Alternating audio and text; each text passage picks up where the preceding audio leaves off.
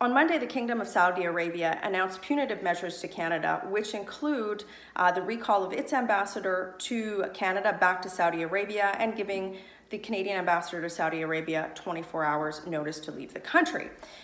We also heard that the Kingdom of Saudi Arabia is going to be recalling some of its students that are enrolled in Canadian universities, and we're hearing reports that some hospitals and academic institutions are concerned about the impact that this will have because there are many medical residents from Saudi Arabia that are currently working in Canadian hospitals. Now, this is precipitated by the fact that the Liberal government did tweet out a demand for the immediate return of some detained civil society activists, including Raif Badawi, and we have recently heard that his sister Samar was detained. So some of you have been asking what my party's position is on this particular issue.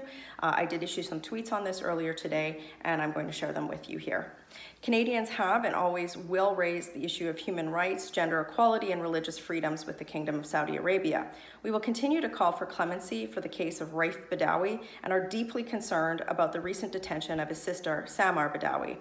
We expect the Liberals to bring about a positive resolution to this crisis that protects both human rights and any impacted Canadian workers.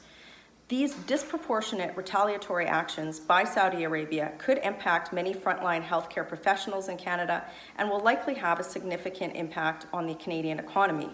With regard to the Liberals' record on human rights, Canadians expect the government to stand up for Canadian values and interests and human rights around the world.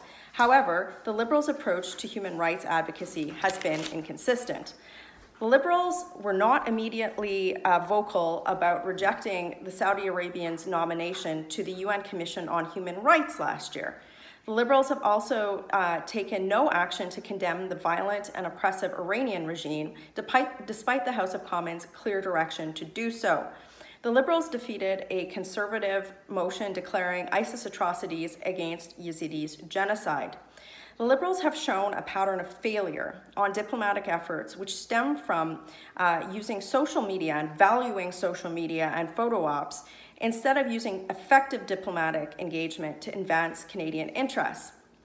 And this, of course, is evidenced from the fact that they've angered Asia-Pacific trade partners like Australia, New Zealand, and Japan, earlier with the Trans-Pacific Partnership talks. And our Prime Minister, Justin Trudeau, did not have successful, I would argue failures of visits to both India and China.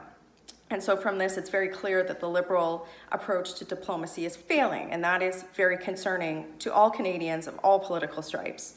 Canada is becoming excluded from the table for NAFTA negotiations, and the US does not appear willing to weigh in on Canadians' dispute with the Saudis. A Conservative-led government will always advance human rights and the rule of law, and will take a values-based and an interest-based approach to promoting Canadian interests in foreign policy. We expect the Liberals to expeditiously resolve the situation with Saudi Arabia, again, in a way that both protects human rights and protects the interests of Canada writ large. So there you have it. This is a very serious situation.